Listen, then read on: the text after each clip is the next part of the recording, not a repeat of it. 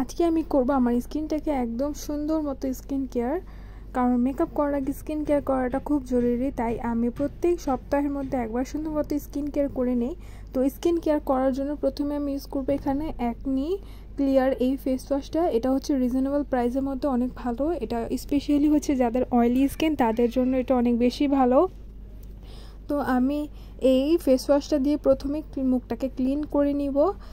Face wash দিয়ে প্রথমে মুখটাকে ক্লিন করার পর তারপর আমি বাকি আমার স্কিন কেয়ার শুরু করব। মুখটাকে স্কিন কেয়ার করার জন্য তো ফেসটাকে ভালো মতো আগে ক্লিন হওয়াটা অনেক বেশি জরুরি। তাই আপনার যে ফেস ওয়াশ ইউজ করেন সেটা ইউজ করে স্কিনটাকে ফার্স্টে ক্লিয়ার করে নেবেন, দেন বাকি যেগুলো কাজ থাকে সেগুলো করবেন স্কিন কেয়ারের জন্য।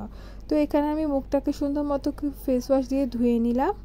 এখন আমি লাগাবো এই নোজ পোর স্টিপসটা। এটা কিভাবে লাগাতে হয় সেটার ভিডিও আমার চ্যানেলে অলরেডি দেওয়া আছে, চাইলে আপনারা দেখে নিতে পারেন। অ্যান্ড এটা হচ্ছে একটা নিউ হানির পিল অফ মাস্ক, যেটা হচ্ছে অরিজিনালি মেড ইন ইউকে। এটা এই ইউকে থেকেই আমার জন্য নিয়ে আসা হয়েছে, এটা গিফট ছিল আমার।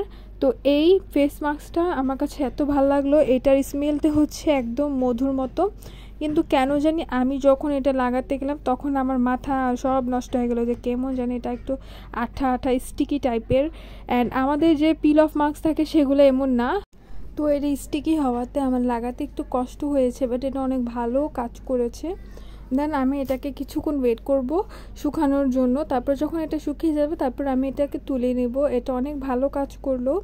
অ্যান্ড এইটা যখন আমি তুললাম তখন আমি বুঝতে পারলাম যে এইটা ফেসটাকে ডিপলিভাবে একদম ক্লিন করছে, মানে ভেতর থেকে যত আমাদের ব্ল্যাক হেডস হোয়াইট হেডস যা যা আছে সব কিছু একদম সুন্দর মতো নিয়ে আসছিলো। তো এটা যখন আমি রিমুভ করছিলাম তখন আমি এটা বুঝতে পারলাম যে এটা সুন্দর মতো কাজ করছিল।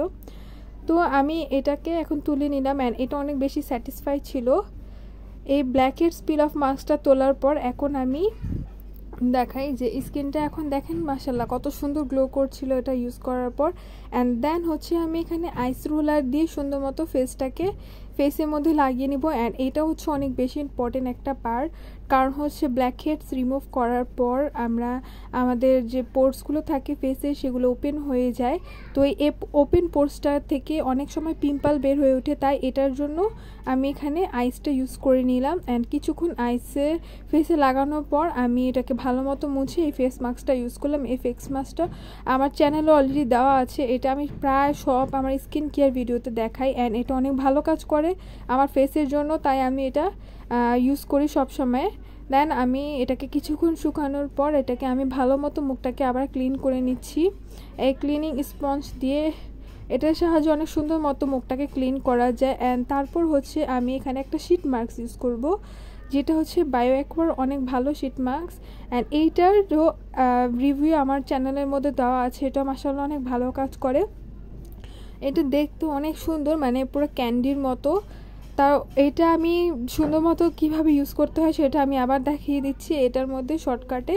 তো এখানে আমি একটা ছোট বাটি নিলাম, এটার মধ্যে আমি এই শীট মাস্কটা দিলাম। অ্যান্ড এটার মধ্যে আপনি টোনার বা ভিটামিন ই ক্রিম যাই চান ইউজ করতে পারেন। তো এটাখানে কিছু 2 থেকে 3 ফোঁটা দিলে বা একটুখানি দিলে দেখবেন যে এটা এভাবে ফুলে ওঠে। অ্যান্ড এটাকে খোলার পর পুরো আপনার ফেসের সাইজ অনুযায়ী এটা একদম অনেক সুন্দর ফেস শীট মাস্ক হয়ে যায়। তো এই যে এটা আমি অনেক বেশি ইউজ করি, আর এটা আমার কাছে অনেক বেশি ভালো লাগে। দেন আমি এটাকে কি করলাম সুন্দর মতো এখানে আমি ফেসের মধ্যে দিয়ে দিলাম। অ্যান্ড চাইলে আপনারা এটাকে কিছুক্ষণ রেখে ঘুমিয়ে নিতে পারেন। তো আমি এখানে এটাকে কিছুক্ষণ রাখলাম, রাখার পরে এই যে এটা তুলে নিলাম। দেখেন আমার স্কিন মাশাআল্লাহ কি সুন্দর গ্লো করছে। তো এই হচ্ছে আমার উইকলি স্কিন কেয়ার। কেমন লাগলো আপনাদের কাছে জানাবেন আমাকে। ধন্যবাদ।